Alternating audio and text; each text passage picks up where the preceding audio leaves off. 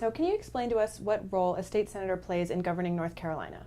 Sure, I can tell you kind of let me start by telling you kind of what we do day in and day out. There's a long session and a short session, and during that time we introduce bills, and then those bills, if they pass through the Senate, they'll go over to the House, and then if they pass through the House, they get signed by the governor and they become laws. So that's kind of what you traditionally think about when you think about a legislator or a state senator. Right. But one of the more important things that a state senator does is they provide leadership in a lot of different ways.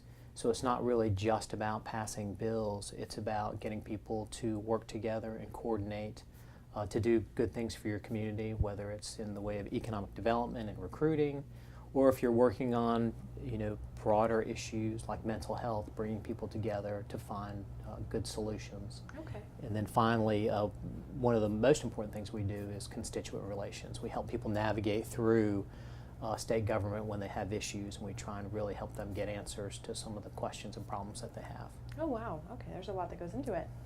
So what brought you to run back in 2014? Well, it actually started long before that. Okay. My wife and I have 4 children, so I actually started to run for public office back in the mid-2000s when I ran for the Board of Education. Okay. So education is really where it started for us. My wife and I have 4 children, and that's how we really got into it at that time. I ran previous to 2014, lost a few elections. Right. But then was successful in 2014, and then we've been working hard at a lot of different things ever since. Perfect. So what are some of your goals coming into office? Education. Yeah, education is really one of those things that I've really focused on, and that's really something that I continue to work on, whether it's focusing on the curriculum or aspects of education, but really what we're looking at now is education reform. Education hasn't changed a whole lot since I was in elementary school, and that was a long time ago. So that's one of those things that we're engaged in all the time. Right. Another key thing for what I'm interested in is economic development and jobs. Creating an environment where the private sector can really thrive from a job creation and increasing the average weekly wage for employees. I think that's really a big crux of what government can do. It can essentially kind of get out of the way. Right. And so that's some of the things that we really look at and work on. Okay. So what accomplishments are you especially proud of?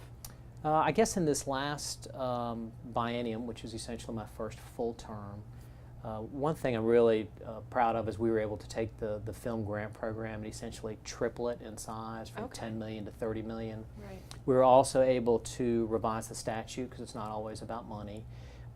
We were able to revise the statute so it focused more on stable jobs or working with the established crew base. So that really comes into play with the television series versus the major motion picture. So we modified that statute really to focus on that because, again, we're really looking at job creation and as stable as possible. Right. So that's one thing that we were really excited about. Increasing teacher pay was another big component of it. Not just the salaries, but also creating some pilot programs for bonuses. Okay. There's now a bonus program for CTE teachers, for the AP Advanced Placement and the International Baccalaureate teachers, and there's also a program for 3rd grade reading teachers. Oh wow, that's interesting. I had no idea. So what types of policy have you been involved in during this last session?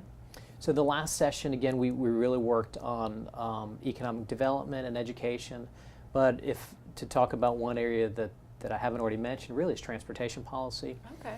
One other really important aspect of economic development is infrastructure. Right. So roads, ports, rail, where you can move goods and actually services throughout North Carolina. Right. So one thing we were able to do is we were able to get a $35 million recurring annual appropriation for the North Carolina ports. Wow. And that's enabling them to do some things they haven't been able to really do before because they haven't had a large, stable, recurring appropriation. Right. This enables them to make some of those large infrastructure investments they need to make, one of which is the turning base and another is the improvement of berth 8. And that really will enable them to offload 2 vessels at one time instead of just one, which they have now. Right. Another key component was eliminating transfers out of what's called the Highway Trust Fund. Okay. Over the years, they've transferred over $200 million every single year out of the Highway Trust Fund for non-highway needs. We've been able to cut that off, so now you can see an increase in transportation availability funds of $200 to $250 million a year. So take that over the course of 4 to 5 years, you've got over $1 billion now that can be invested that we didn't have before into highway-related projects. Wow. So what are some of the things you deal with as a state senator that your constituents don't see?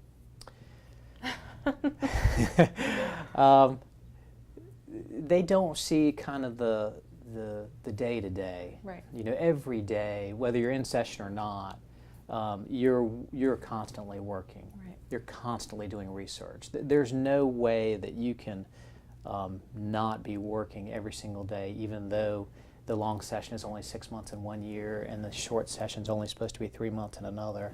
So constantly talking to constituents, constantly doing research on policy, and actually getting yourself ready and preparing for when you actually go into session. Right. I'm already working on drafting bills and doing research, even though I haven't been reelected yet. Right. And we won't go into session until January because it takes that long to go ahead and kind of work through a lot of those issues. Right. You balance everything pretty well, having to do the research and your family and your children and focusing on the education and the future for your children. That's very interesting. So can you tell me about some of the challenges of the campaigning process in North Carolina and in our area? I guess the challenge is, I think the challenge is no different than maybe a lot of areas. The challenge is you've got to balance all these different things that you're working on as a candidate. So I work for a living, Right. So I've got a job, 4 children, and then I've got this part-time job of being a legislator, and then you have to kind of fit in campaigning as well. And that means fundraising. Right. It means strategizing and really spending time doing more campaign-related things. A lot of that actually is good and fun. You get to learn a lot about your community that you may not have already known during the campaigning process, or at least when you first start to run like I did some years ago. So the challenge is, I guess the biggest one would be fundraising.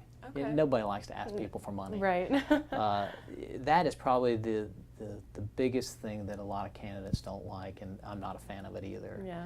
But without raising money, you can't hit I have approximately 200,000 people that are in my Senate district that I've got to reach out to. Can't call them all. Right. That's a lot of calls. Right. So you have to raise money to be able to hit the media components that you need: television, radio, mail, and other things. Wow. Yeah, you don't really think about it sitting on the outside of everything that you have to go through. So do you think the voter ID law conversation will affect voter turnout in North Carolina? I'm not sure if it will or not. Okay.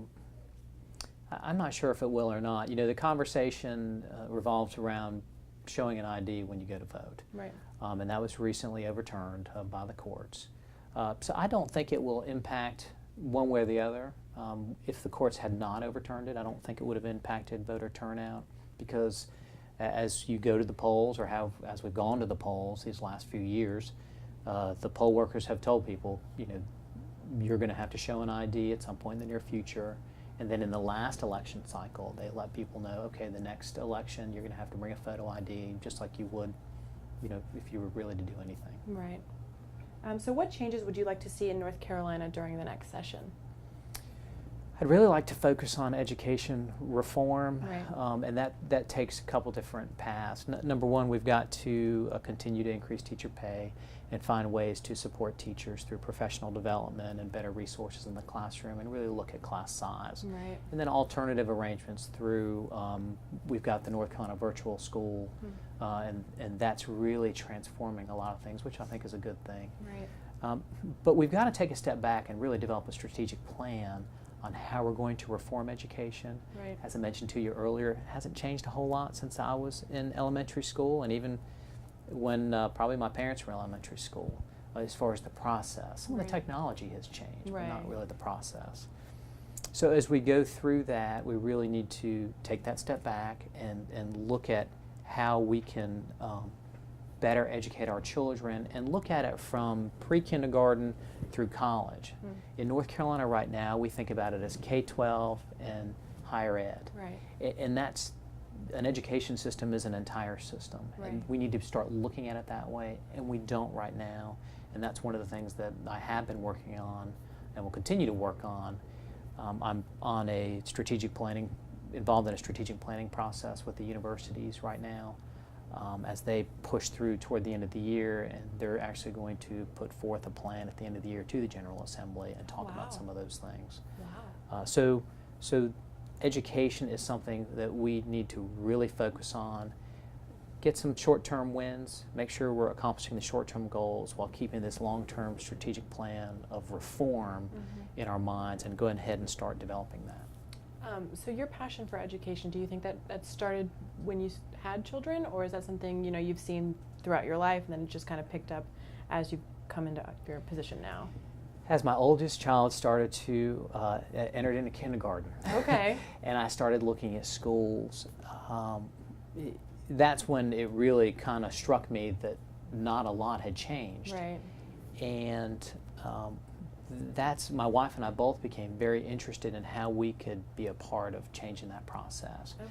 Because education is really so intertwined with everything else, with jobs, Right. crime, poverty. Education is really the common link.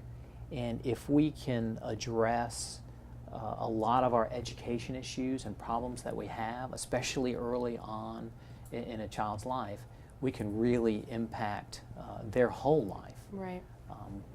So that's why it's so important to me. It's just an all-encompassing process. And every child should have the opportunity to succeed to the maximum that they're allowed. Oh, I agree completely. So how do you think the state of North Carolina could more effectively get a younger audience involved in local politics? That's a good question. When you say younger audience, what? I would say like my age group and younger, so college and into high school. Yeah. I think maybe engaging more with, I think it starts earlier than college. I think being engaged in middle school and high school and really developing an understanding and appreciation for the process. Right. If we could spend more time in the middle grades and high school, I really think that we would be much more successful in younger people being engaged as they go through college and even in their early to mid-20s. Right. I guess it kind of goes full circle with education, starting them and teaching them and showing them the ins and outs of the process through, taking that time in the classroom. So another question I have for you is your thoughts on House Bill 2. HB2, I voted for HB2. Okay. HB2 is, for me, was a bill about privacy rights. So take a step back. Charlotte passed an ordinance. Right. And that ordinance said that every private business had to essentially not discriminate based on gender identity, and yet, or gender expression. And they didn't define those terms, so it was very ambiguous. But what it led to was a situation where, let me give you an example. My daughter, who was on a swim team when she was 12, could have gone to Charlotte and entered into a swim competition at the YMCA. And she could have gone into the locker room, and a transgender female, say 50-year-old transgender female, anatomically a male, could have gone in there while she was in there with her 12-year-old swim team.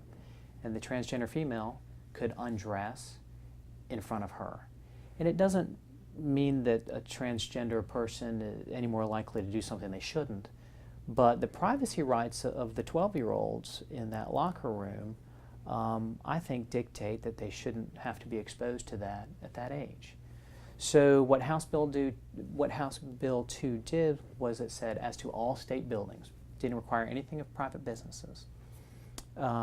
If you had a multi-occupancy changing room, bathroom facility, that you had to designate by biological sex, how anatomically. And the only way to determine that is through your birth certificate. If you have reassignment surgery in North Carolina, you can have your birth certificate changed. So if that same example I gave you, if you had someone who had had the reassignment surgery, my daughter wouldn't know anything different as they changed in front of her. Right. But I think a lot of people thought it was something other than it was, because it took out all of the Charlotte Ordinance, and the Charlotte Ordinance had other things in it. We in North Carolina have something called, we're a Dillon's Rule state, and our Constitution dictates it also, but what Dillon's Rule means is that the municipalities can only pass those ordinances and laws that the General Assembly essentially confers upon them to be able to do. And there's a whole body of law that they can't do, Right. and are not authorized to do. And that deals with a lot of different issues. We have over 600 or 700 counties and municipalities in the state of North Carolina. Right. If you could imagine that they all could pass all of their own laws at any time, doesn't make a whole lot of sense. Right.